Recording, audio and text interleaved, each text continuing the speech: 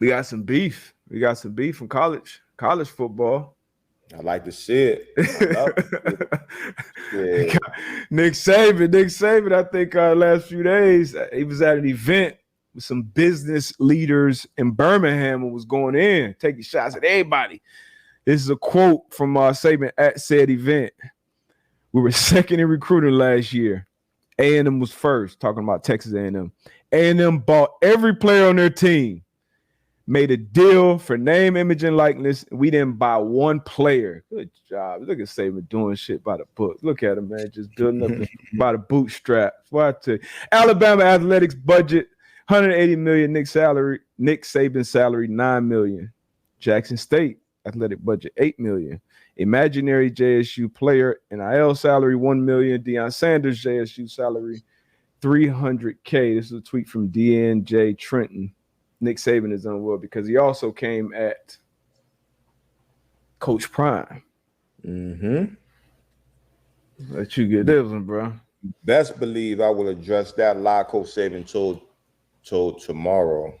I was and awakened by my son, Shador Sanders, that sent me the article saying that we paid Travis Hunt Jr. $1 million to play at Jackson State. We as a people don't have to pay our people to play with our people. Emphasis on people. So, man, how you feel about, because Nick Saban, so shaking in his boots. He sounds scared to me.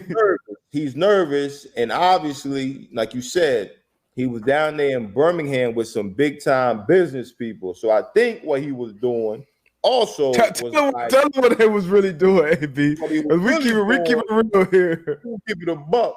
What he was really saying is that, hey, y'all see what Texas A&M, what they doing down there, what they alumni is doing down there, what they business is doing down there. I need for y'all to do the same thing. Basically, that's what he was saying. I'm gonna need y'all to open up that checkbook. Hey, I need y'all to do the same thing. I need for us to buy our players as well. Jackson State paid a player $1 million. So hey, guys, I know we can do better than that in here. You know what I'm saying? Saban, you ain't fooling nobody, man. And he talking about the parody. Go ahead, D-Buck. Nah, I'm just, Nick Saban talking about, the parody may be gone now from college football. Nick, what parody? What college football playoffs you been watching for the last decade? Exactly. Man, but go ahead, bro. But what I mean, to what we said earlier, you gotta change with the times, or you can get left behind. These are the times. These NRLs are here. They're gonna be here to stay. So you gotta get with it, get love, but don't hate, man. Like, hey, come on, Saban.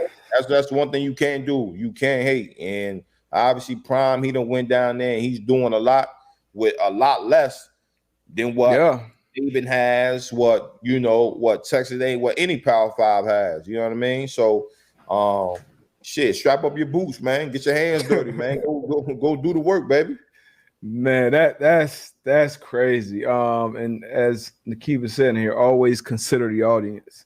So you see clips, you hear clips of people going viral, and it's not always a lot of context around that. I think that is an important key. Always consider the audience, because people will say different things in front of different audiences. But yeah, I'm right there with you, AB. I feel the same way about these comments, and then even going at and calling out Coach Prime, because he gonna respond. He's gonna put even more gasoline on this fire that Saban started. But that shit is wild. And it's crazy. We just talked about the statements that Coach Prime was made a couple of weeks ago on one of our last episodes. But it's interesting, man. I think these coaches are getting nervous that the playing field could potentially get more level, because they know all of the benefits and other things that they have to offer just puts them on a different level competitive wise. So this kind of evens things out a little bit. And then, guy like Coach Prime, Travis Hunter was the top two-way prospect in the country. If I'm him, I would strongly consider going to play for one of the best, probably the best two-way player shit, 2 sport player probably ever do it. So but also you know, to what you see Prime the said, hate. like, and I think this is going to get tricky, man. Where again, we know that 80%, 85%, are African Americans playing this sport, right? Mm-hmm. So what Prime said, like, we don't have to pay our people to come play with and for our people. You understand what I'm saying? So in that, it's like, when you have for one, you have Coach Prime come in your living room, like, that's hard to turn down. You know what I'm saying? And we have NILs. NILs are across the landscape. Now you're able to offer me what a Power 5 was going to be able to offer me. And then I can go on campus with, again, I always say it all the time, when you go to a HBCU as a young black man, I'm a majority one time in my life. Yeah.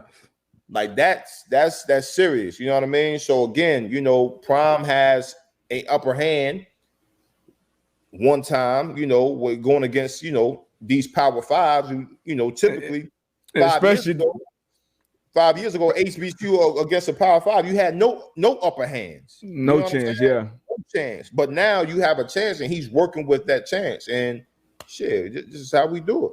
And then a recruit as significant as Travis Hunter, you know what I mean? Because if it was, somebody, because Travis Hunter was supposed to go to Florida State and he was 5-star, so he was on everybody's radar.